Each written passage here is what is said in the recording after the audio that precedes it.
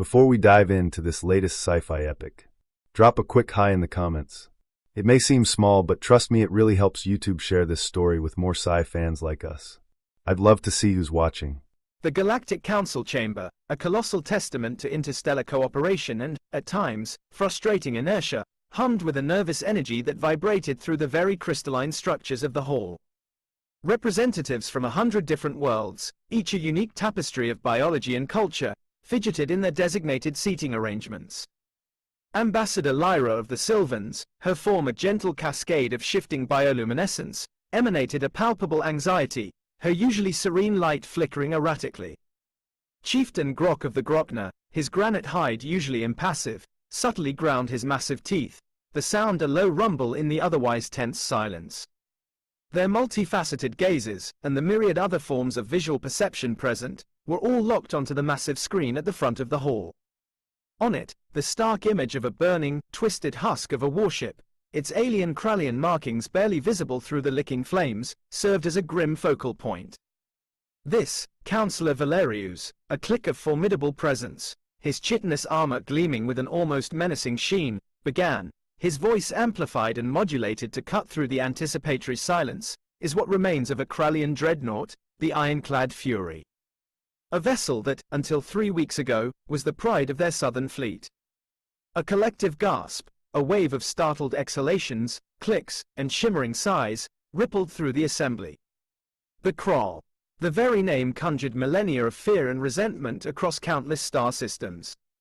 Their crimson-sailed warships, symbols of brutal efficiency and relentless expansion, had been the harbingers of doom for civilizations that had risen and fallen in their shadow. For centuries, they had swept through the galactic arm, raiding resource-rich worlds, conquering strategic territories, and enslaving entire populations with a chilling indifference that spoke of a species utterly convinced of its own superiority. Their power, a seemingly immutable law of the cosmos, had cast a long shadow over the fragile peace the Galactic Council strived to maintain. Just 3 weeks ago, Valerius continued, his voice now carrying a note of profound disbelief. This dreadnought, along with a formidable fleet comprising 12 cruisers of the Bloodstorm class and 28 destroyers of the Scimitar variant, launched an unprovoked and, by all previous Krallian standards, routine attack on a newly discovered planet situated on the very fringes of explored space. A world its inhabitants call Earth. The name hung in the air, an alien syllable in the grand lexicon of galactic civilizations. Earth. A world utterly unknown to the vast majority of the Council members. Its stellar coordinates were likely buried deep within the labyrinthine archives of the Galactic Cartography Institute, a mere footnote in some preliminary survey report. A small, unremarkable blue sphere, teeming with a relatively young species that had only recently, within the last few Terran decades, achieved the rudimentary technology required for interstellar travel. By all established galactic metrics of power and influence, they were primitive. A pre-spacefaring civilization barely venturing beyond its own solar system. The Krall, Valerius said, a subtle tremor in his voice betraying the shock that still resonated within him, anticipated a swift and effortless victory. Their strategic assessments, based on centuries of successful subjugation of similar, less advanced worlds, projected minimal resistance. They fully expected to add Earth and its undoubtedly rich resources to their ever-growing list of conquered territories. They were, profoundly, catastrophically mistaken. With a swift tap on a control panel embedded in his dais, Valerius commanded the massive screen to change. The stark image of the destroyed dreadnought dissolved, replaced by a series of rapidly changing visual feeds. These were not sterile sensor readings or detached tactical overlays. These were visceral, close-quarters recordings, captured by the Krall themselves in the initial, confident stages of their ill-fated assault. The first few sequences unfolded exactly as the Council members would have grimly predicted, mirroring countless previous Krallian invasions etched into the collective memory of the galaxy. Grainy, shaky images showed panicked human figures, their faces contorted in terror, scattering through sprawling metropolises as crimson energy beams rained down from the sky, turning familiar skylines into raging infernos. Primitive, winged aircraft, relics of a bygone era of atmospheric combat, futilely attempted to intercept the sleek, menacing Krallian fighters, only to be swatted aside like bothersome insects by contemptuous bursts of energy. Ground-based defense systems, archaic by galactic standards, spat incandescent bursts of energy that dissipated harmlessly against the shimmering shields of the Krallian warships. Desperate pockets of resistance, human soldiers clad in what appeared to be surprisingly resilient but ultimately outmatched protective gear, engaged Krallian shock troops, heavily armored figures wielding brutal, crackling energy weapons, in chaotic, close-quarters firefights that seemed destined for a swift and bloody conclusion. But then, the predictable narrative of Krallian dominance began to unravel, to deviate sharply and unexpectedly from the established script of galactic conquest. One sequence showed a squadron of human fighter jets, far more advanced and agile than the initial wave of obsolete aircraft, their sleek, dark forms weaving through the lumbering Krallian fleet with an almost balletic grace that belied their deadly purpose. Brilliant streaks of energy, far more potent than anticipated, lanced out from their weapons, striking the alien warships with surprising force, tearing through their supposedly impenetrable multi-layered armor in showers of sparks and violently expanding hull breaches. These were not the desperate, last-ditch efforts of a dying world. These were coordinated attacks, executed with a chilling precision and deadly intent that spoke of a far more sophisticated military capability than initial assessments had suggested. Another image depicted human soldiers, no longer clad in simple camouflage, but encased in powerful, angular exosuits that amplified their movements to terrifying speeds and bristled with advanced weaponry. These enhanced warriors moved with terrifying efficiency through the ravaged cityscapes, engaging the Krallian shock troops in brutal close-quarters combat. The shimmering energy blades wielded by the humans sliced through Krallian armor as if it were brittle plasteel, while their projectile weapons unleashed devastating bursts of kinetic energy that sent the heavily armored alien warriors reeling and collapsing. The roles were subtly, yet undeniably, reversed. The humans were not merely defending, they were hunting with a grim determination. And then there was the image that silenced the murmurs and drew gasps of genuine shock and disbelief from even the most seasoned council members. A massive, ungainly-looking terrestrial structure, identified by later frantic Krallian sensor logs as a magnetic acceleration cannon of planetary scale, unleashing a solid projectile of unimaginable velocity.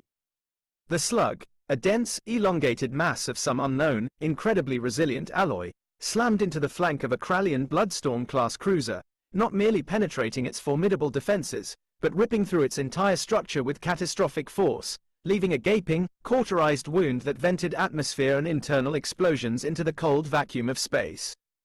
The cruiser, a warship designed to withstand sustained bombardment from multiple capital ships, was simply bisected, its two halves drifting lifelessly apart.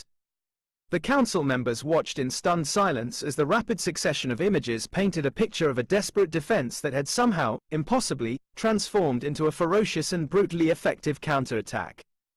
But it was the next series of images, captured in the chilling aftermath of the battle, that truly sent a wave of apprehension rippling through the assembled representatives. These were not images of a defeated foe, humbled and surrendering. These were images of utter, almost fanatical annihilation. Krallian warships, not just disabled or heavily damaged, but utterly vaporized, reduced to expanding clouds of superheated gas and glittering metallic fragments. Their wreckage was scattered across light minutes of space, a silent testament to the sheer, overwhelming power of the human response. There were no distress beacons blinking amidst the debris fields, no escape pods limping away, no survivors clinging to wreckage. Only the cold, violent aftermath of complete and utter destruction. One image, stark and unforgettable in its grim finality, lingered on the screen. It showed a single, severely damaged Krallian escape pod, its emergency beacon feebly pulsing, drifting aimlessly amidst the cosmic graveyard. On its scorched and breached hull, crudely etched in what was unmistakably the angular, aggressive script of the Krall language, a language known for its guttural sounds and lack of nuance, was a message. A message that spoke volumes about the psychological impact of the battle, the shattered arrogance of the once invincible Krall. It read, "Go home and tell your people. We are not afraid." A wave of hushed whispers, tinged with awe and a growing unease, spread through the council chamber. The Krall. The seemingly unstoppable Krall. They had never suffered a defeat of this magnitude. Never in their long and bloody history. Their losses were usually calculated, strategic retreats followed by swift and brutal reprisals designed to reassert their dominance. They had never encountered such ferocity, such an unrelenting, almost berserk aggression from a supposedly inferior species. And they had certainly never been taunted, mocked in the face of their own utter annihilation. The humans, Valerius explained, his voice regaining some of its professional composure, though a palpable undercurrent of bewilderment remained, did not simply defend their territory. They retaliated with extreme and, by all galactic standards, unwarranted prejudice. They pursued the fleeing remnants of the Krallian fleet, those few escort vessels that managed to disengage in the initial chaos, and systematically hunted them down, leaving no survivors. There were no prisoners taken, no attempts at negotiation. They did not show mercy. They showed a level of brutal efficiency that is frankly unprecedented. He paused, allowing the full weight of his words, the unsettling implications of this unprecedented event, to sink into the collective consciousness of the Council. We have intercepted fragmented Krallian transmissions in the days following this catastrophic engagement, he continued, his voice now low and grave, carrying the weight of a galaxy teetering on the brink. They are filled with terror, with utter confusion, with an almost primal incomprehension of what transpired. They cannot fathom the speed, the ferocity, the sheer destructive power of the human response. They refer to the humans as void demons. They speak of weapons that defy their understanding of physics, of a relentless aggression that borders on the fanatical. Councillor Zara, the wise and respected elder of the Sylvan race, her luminous form radiating a soft, calming light that seemed to push back against the encroaching darkness of the news, finally spoke. Her voice, a melodic counterpoint to Valerius's stark pronouncements, carried the weight of centuries of diplomatic experience and a deep understanding of the delicate balance of galactic power. Brutality is a strong word, Councillor Valerius. While the images are undeniably disturbing, is it not possible that the humans were simply acting in a desperate act of self-preservation? Their world was subjected to an unprovoked attack. Their response, however forceful, could be interpreted as a necessary, albeit extreme, measure to ensure their continued survival. Perhaps, Valerius conceded, his multifaceted eyes momentarily softening with a flicker of understanding. But the sheer scale of the force they employed, it far exceeds any reasonable measure of self-defense. The complete annihilation of the attacking fleet, the relentless pursuit and utter destruction of the fleeing vessels, it was disproportionate. We have never in recorded galactic history witnessed a species react to an initial attack with such overwhelming, almost vengeful violence. It raises serious questions about their long-term intentions and their capacity for restraint. He activated another image on the screen. This one was a detailed holographic map of the known Krallian territories, a vast, crimson-hued expanse dotted with countless aggressively named star systems. Superimposed on this map were a series of rapidly pulsing red circles, each one radiating an ominous energy signature that sent a shiver of apprehension through the chamber. Our deep-range intelligence networks, piecing together fragmented sensor data, panicked Krallian communications, and the trajectory of newly detected human fleet movements, Valerius stated, his voice now laced with a clear and growing note of alarm, suggest that the humans are not content with merely defending their home world. They are mobilizing their forces for a full-scale counter-offensive. They're targeting vectors, their fleet concentrations, the sheer volume of their military buildup. They indicate a clear and unmistakable intention to strike directly at the heart of the Krallian Empire. The chamber erupted in a cacophony of panicked voices and agitated movements. The low, almost imperceptible hum that had permeated the hall now morphed into a high-pitched whine of alarm. Some council members, representatives of smaller, more vulnerable worlds that had long lived in the oppressive shadow of Krallian aggression, voiced their fervent, almost desperate support for the humans, seeing them as a potential, albeit terrifying, savior, a force capable of finally breaking the Krall's iron grip on the galaxy. Others, particularly those from more established, neutral systems with long-standing trade ties to the Krall, expressed grave concerns about the potential for a devastating galactic war, a conflict that could engulf countless worlds and shatter the fragile peace that the Council had painstakingly maintained for centuries.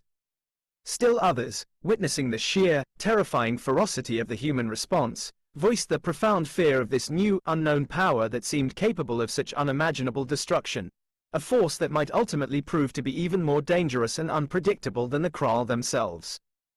We must act, and we must act decisively. Councillor Tremaine, the pragmatic Grotner representative whose homeworld of Kepler 186f had narrowly avoided Krallian subjugation only decades prior, declared, his deep, resonant voice cutting through the rising tide of panic. We must establish immediate communication with these humans. We must understand their objectives, their limitations, and find a way to de-escalate this situation before it spirals into a galaxy-wide conflagration that will consume us all. I concur wholeheartedly, Councillor Tremaine, Councillor Zara added, her calm, melodic voice a soothing balm amidst the rising chaos.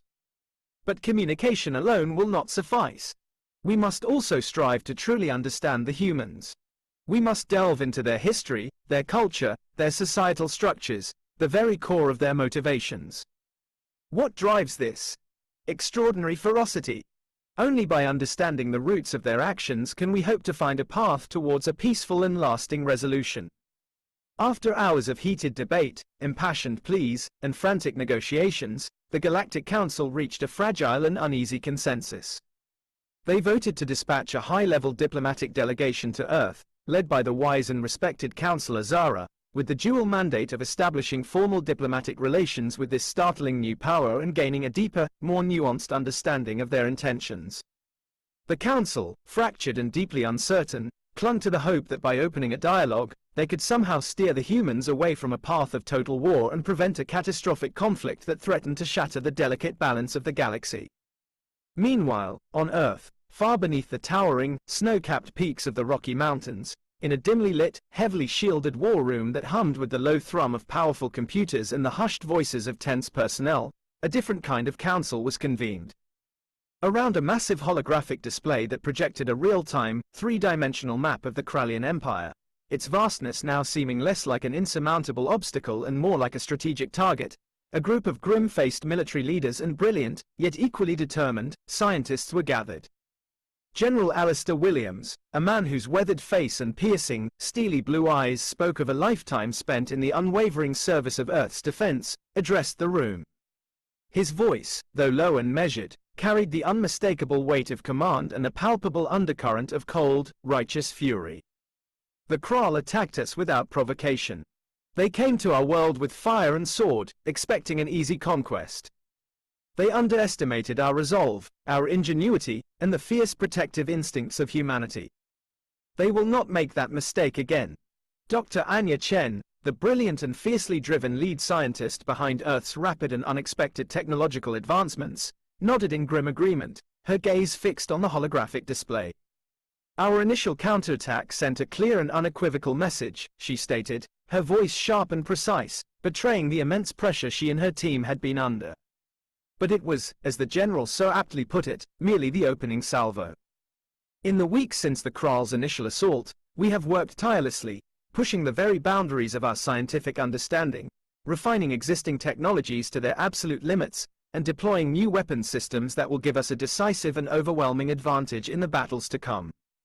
General Williams's gaze swept across the holographic map, his eyes lingering on the strategically highlighted targets deep within Krallian space, key military installations, vital industrial centers, and the estimated location of their high command. Our objective is no longer simply to repel the Krall, he declared, his voice hardening with a grim resolve. It is to deter them, to ensure with absolute certainty that they never again dare to threaten Earth or any other peaceful world in this galaxy. We will show them the true cost of their unprovoked aggression. We will teach them the meaning of fear, a lesson they have inflicted upon countless others for far too long.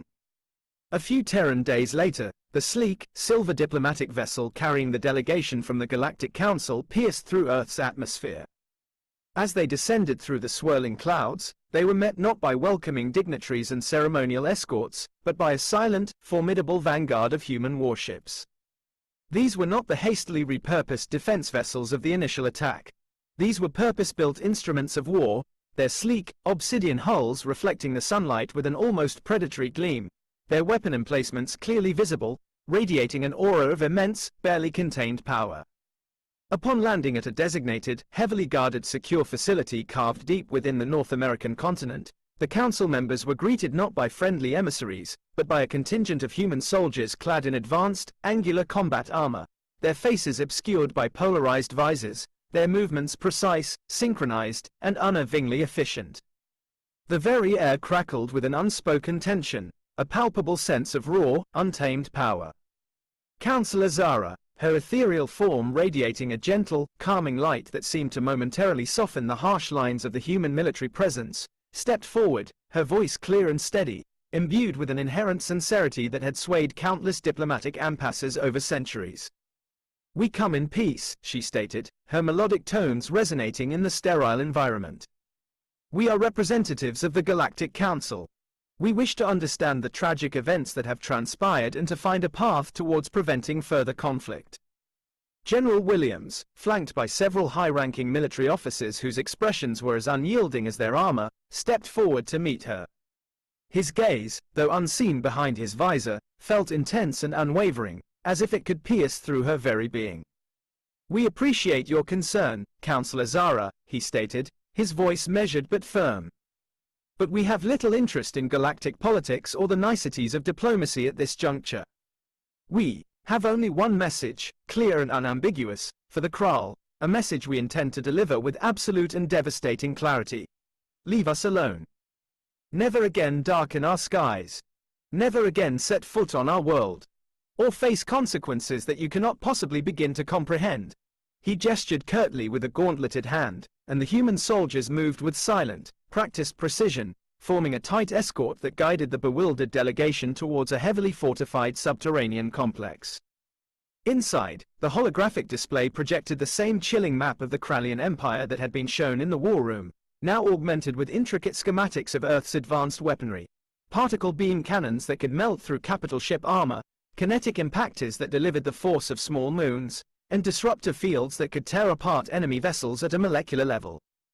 Simulations of devastating orbital strikes played out in stark detail, alongside projected fleet movements that painted a terrifying picture of an impending, full-scale counter-offensive. General Williams and Dr. Chen, with a cold, clinical efficiency, meticulously outlined Earth's military capabilities, their breathtaking technological leaps in propulsion, energy generation, and defensive countermeasures, and their strategic plans for a swift and utterly decisive retaliation against the Krall. The council members watched in stunned silence, the initial shock of the destroyed dreadnought now replaced by a gnawing unease that quickly spiraled into outright fear. They had witnessed the brutal aftermath of human aggression in the grainy images recovered from the Krallian ships, but this was a cold, calculated, and utterly convincing display of overwhelming power and an unwavering, almost terrifying willingness to unleash it. They began to truly grasp the profound implications of this new force that had violently erupted from the seemingly insignificant fringes of the galaxy. The humans were not merely defending themselves, they were preparing to unleash a storm of unprecedented destruction upon an empire that had terrorized the galaxy for millennia. As the delegation prepared to depart Earth, the weight of their grim findings pressing heavily upon them, Counselor Zara, her luminous form seeming to dim slightly under the oppressive atmosphere of military might, approached General Williams. Her voice, usually resonant with diplomatic authority, was now filled with a profound and genuine concern. "General Williams," she began, her melodic tones earnest and imploring, "I understand your anger. I understand your desire for retribution. The Krall have committed a terrible act of aggression. But please, I implore you to consider the wider implications of your intended actions. A full-scale war with the Krall. It could destabilize the entire galaxy, fracturing alliances and igniting conflicts that will consume countless innocent lives. Is this truly the only path? Is there no room for de-escalation, for a more measured response?" General Williams turned to face her, his unseen gaze behind the cold, reflective visor unwavering, his voice devoid of any trace of emotion. "We did not choose this path, Counselor Zara. The Krall made their choice when their warships appeared in our skies. They sowed the wind, and now they will reap the whirlwind. We are not seeking galactic conquest. We are seeking to ensure the absolute and permanent security of our world. The Krall have demonstrated that they understand only one language: overwhelming force. We will speak to them in that language. The galaxy must understand that attacking Earth is not a mistake that can be made twice." The delegation returned to the Galactic Council, their report painting a chilling and deeply unsettling portrait of Earth's unwavering resolve and terrifying military capabilities. The council chamber, once filled with nervous anticipation, now resonated with a profound and palpable sense of foreboding. The council members were deeply divided, their earlier anxieties amplified tenfold. Some, witnessing the undeniable and persistent threat posed by the Krall, argued in hushed tones that they should cautiously align themselves with Earth, seeing him as a potential, albeit terrifying, ally in a long overdue reckoning. Others, horrified by the sheer brutality of the human response and the catastrophic implications of a preemptive counter-offensive, argued for immediate condemnation and intervention, fearing that Earth's actions could trigger a galactic war of unimaginable scale, a conflict that might ultimately prove more destructive than the Krall's reign of terror. In the end, paralyzed by fear, indecision, and the sheer unprecedented nature of the situation, the Galactic Council chose a path of uneasy neutrality. They would issue a formal condemnation of the Krall's initial aggression, but they would neither openly support nor actively interfere with Earth's planned counter-offensive. They would become silent, apprehensive observers, watching with a mixture of morbid fascination and growing dread as the drama unfolded, hoping against all logic that the conflict could somehow be contained before it consumed the entire galaxy.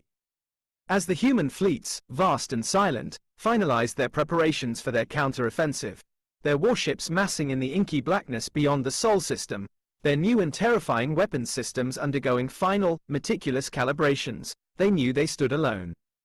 They were acutely aware of the countless galactic eyes upon them, the whispers of fear and judgment echoing across the vast interstellar distances. But they did not falter. They had been attacked, their home violated, their people threatened with annihilation. And they would respond with a force and fury that the galaxy had never witnessed, a brutal and unforgettable lesson etched in fire and the wreckage of empires. The galaxy held its breath, waiting to see what this new, brutal force would unleash upon the Krall Empire. And the galaxy would never, ever be the same again. The human fleet, a silent armada of sleek, obsidian warships that seemed to absorb the very light of the void, bristling with barely contained energy that hummed with lethal potential, punched through the fabric of space, leaving shimmering, transient distortions in their wake. Gone were the hastily retrofitted, primitive winged fighters that had formed the initial desperate defense. Now, advanced interceptors, shaped like predatory insects with razor-sharp wings and armed with particle beam cannons that could vaporize asteroids with contemptuous ease, formed a lethal and intricate screen around the larger capital ships.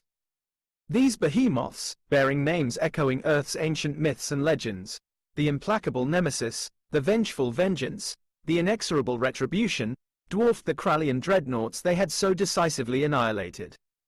Their massive hulls pulsed with the raw, contained power of advanced fusion reactors, feeding unimaginable amounts of energy to weapons that could crack continents and shatter planets in two. The first wave of the counter-offensive targeted the outermost Krallian systems, those strategically vital worlds that had served as staging grounds for countless brutal raids and enslavement campaigns across the galactic arm. There was no attempt at diplomatic overtures, no final ultimatum issued. The human fleet arrived in a silent, implacable fury, their advanced targeting systems locking onto military installations, sprawling shipyards that birthed the Krall's war machine, and heavily armed planetary defense grids. Beams of pure, invisible energy, undetectable to conventional sensors until the moment of impact, lanced out across the void, tearing through energy shields that had withstood centuries of conventional warfare and vaporizing hardened structures in blinding, silent flashes of light that bloomed across the darkness. Kinetic projectiles, massive slugs of exotic matter accelerated to near-relativistic speeds by powerful magnetic fields, slammed into planetary surfaces with the force of gigatons, triggering catastrophic earthquakes and volcanic eruptions that reshaped entire continents in moments of unimaginable destruction. The Krall, a species whose military doctrine was predicated on overwhelming their adversaries with superior numbers, brutal efficiency, and a chilling disregard for their own losses, were caught utterly and completely off guard. Their ingrained arrogance, their centuries of unchallenged dominance, had blinded them to the potential of a species they had dismissed as technologically insignificant. They had not anticipated such a swift, coordinated, and devastatingly powerful response, a counterattack that spoke of a level of technological sophistication and strategic thinking that far surpassed their initial, dismissive assessments. Their outer defensive networks, designed to repel predictable, conventional attacks, proved woefully inadequate against the sheer, unexpected power and the terrifying sophistication of the human weaponry. News of the unfolding, unimaginable destruction rippled through the vast Krallian Empire like a shockwave of pure terror. Initial, fragmented reports were met with disbelief, then with a growing, paralyzing panic as the sheer scale and relentless efficiency of the human assault became undeniably apparent.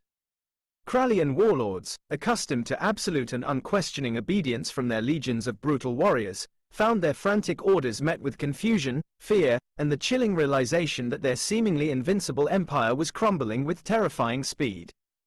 Their vast fleets, scattered across the immense distances of their conquered territories, scrambled to regroup, but the humans moved with a speed and precision that belied their supposed primitiveness, striking deep into their territory before any coherent defense could be mounted.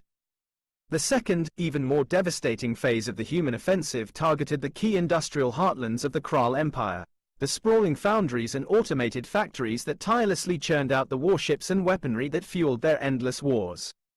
These core worlds, heavily fortified and considered by the Krall to be utterly impregnable bastions of their power, were systematically and ruthlessly dismantled. Orbital bombardment of unimaginable intensity reduced sprawling, multi-layered cities that had stood for millennia to fields of molten slag and radioactive ash. Specialized disruptor weapons, tearing apart matter at a subatomic level, crippled their power grids and communication networks, plunging entire sectors into a terrifying, chaotic darkness. The humans did not seek to conquer or occupy these worlds. Their objective was the complete and utter annihilation of the Krall's capacity to wage war, the systematic dismantling of the very infrastructure that sustained their brutal empire. The Galactic Council, huddled in their chamber light years away, watched in a horrified yet morbidly fascinated silence as the human juggernaut tore through the Krallian Empire with terrifying efficiency. Their earlier, hesitant debates about potential intervention were now utterly moot, rendered irrelevant by the sheer speed and overwhelming ferocity of the human advance. Any attempt at mediation, any plea for restraint, would have been met with the same implacable force that was currently consuming the Krall.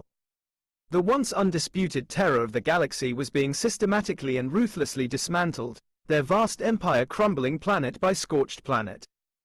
Councillor Zara, her usually radiant form now casting a long, sorrowful shadow across the chamber floor, her heart heavy with the unfolding tragedy, could only observe the inevitable with a profound sense of despair. The humans, driven by a righteous fury born of unprovoked aggression and fueled by a seemingly limitless capacity for technological innovation and brutal efficiency, were enacting a retribution on a scale that the galaxy had never witnessed, a terrifying spectacle of utter annihilation. The very concept of proportional response seemed utterly alien to them. Their actions were not merely about defense or even simple revenge. They were about the complete and utter eradication of a perceived existential threat, a final and absolute solution. As the relentless human fleets penetrated deeper and deeper into the core territories of the Krall Empire, they encountered increasingly desperate and fanatical resistance. Krallian warships, often outnumbered by overwhelming margins and outgunned by technologically superior weaponry, fought with a suicidal zeal, ramming human vessels in desperate attempts to inflict damage, unleashing chaotic, point-blank energy barrages that often resulted in their own immediate destruction, anything to stem the inexorable tide of human destruction. But their bravery, their ingrained warrior spirit, was ultimately futile against the superior technology, the unwavering determination, and the cold, calculating efficiency of the humans. The final, inevitable target of the human offensive was the Krall homeworld, a heavily fortified planet located at the very heart of their once vast empire. The defenses surrounding this core world were legendary. A multi-layered network of colossal orbital platforms bristling with heavy weaponry, impenetrable planetary energy shields that shimmered with stored power, and massive ground-based energy cannons capable of vaporizing entire continents.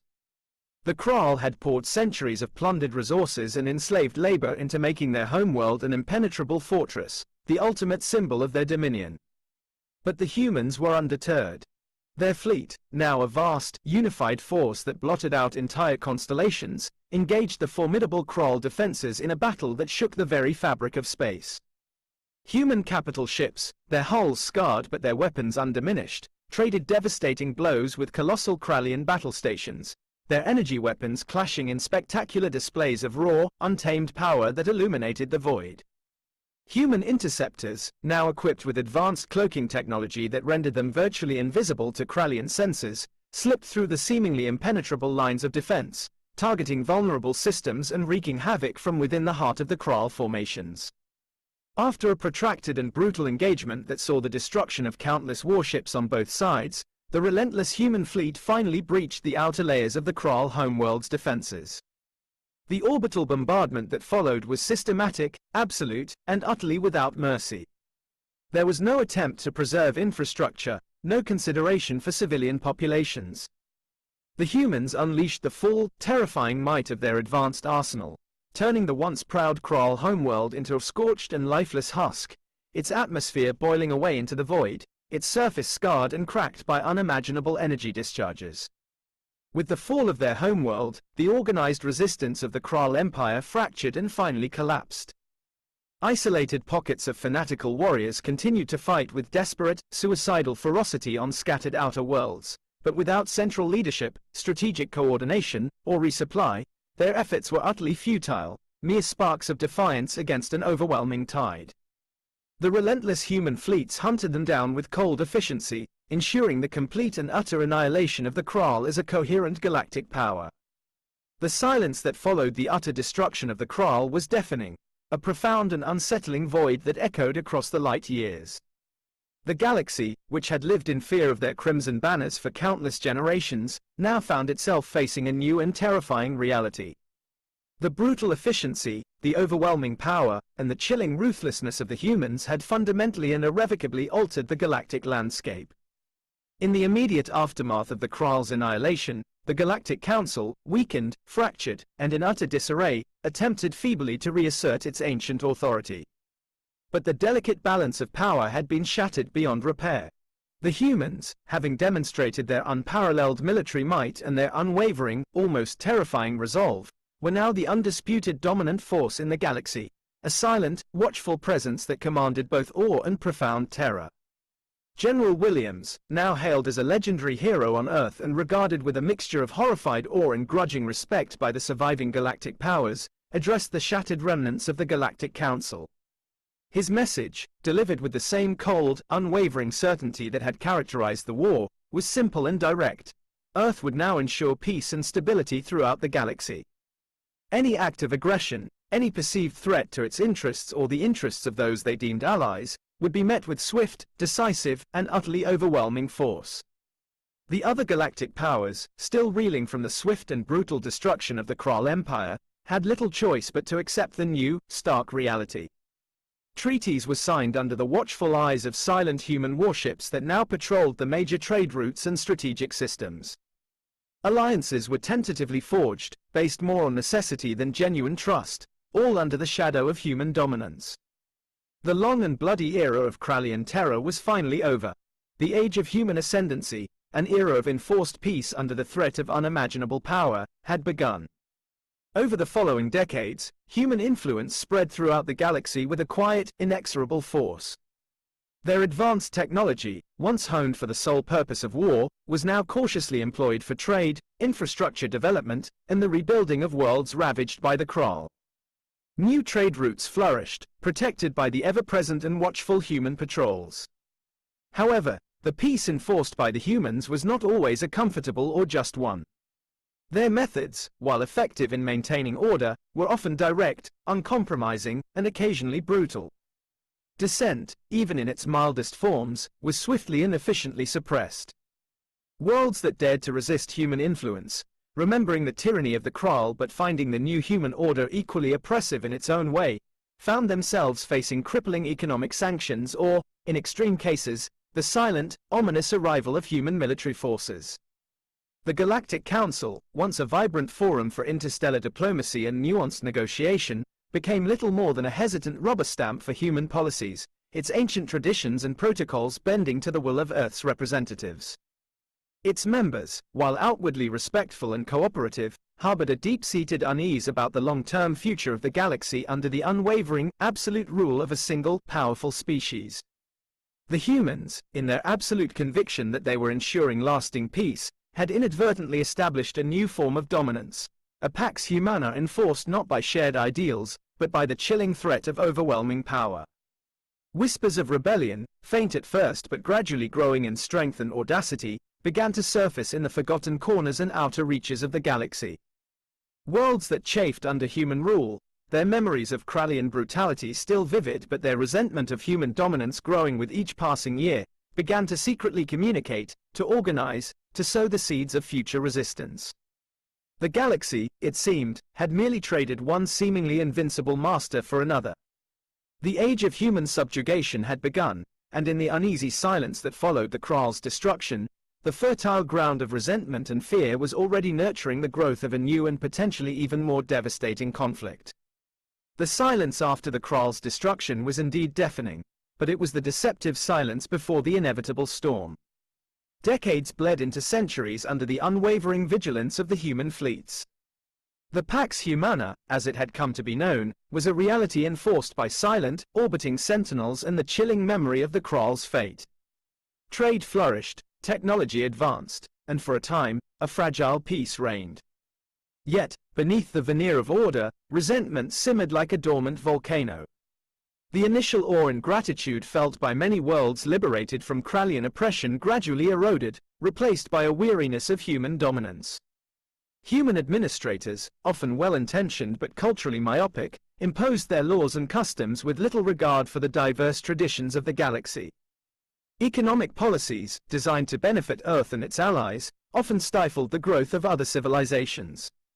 The Galactic Council, relegated to a bureaucratic functionary, became a symbol of lost autonomy. Small acts of defiance began to appear: sabotaged human installations, coded messages exchanged across interstellar networks, the resurgence of ancient symbols of resistance. These were initially dismissed as the isolated actions of malcontents, easily suppressed by the omnipresent human security forces. But the whispers grew louder, coalescing into organized movements. One such movement took root in the nebula-shrouded systems of the Cygnus Drift, a region historically difficult for any central authority to control. It was a coalition of disparate races: the nimble, shadow-dwelling Krall, whose worlds had been strip-mined by human corporations; the philosophical and fiercely independent Zephyr from the atmospheric giants, who resented the human imposition of standardized atmospheric regulations; and even disillusioned factions from worlds that had initially welcomed human liberation. They called themselves the Galactic Concord, and their ideology was simple: the galaxy belonged to no single power. Their early actions were subtle, disrupting supply lines, providing sanctuary to those fleeing human jurisdiction, spreading their message through encrypted channels. But as their numbers grew and their resources expanded, their defiance became bolder. Small-scale skirmishes,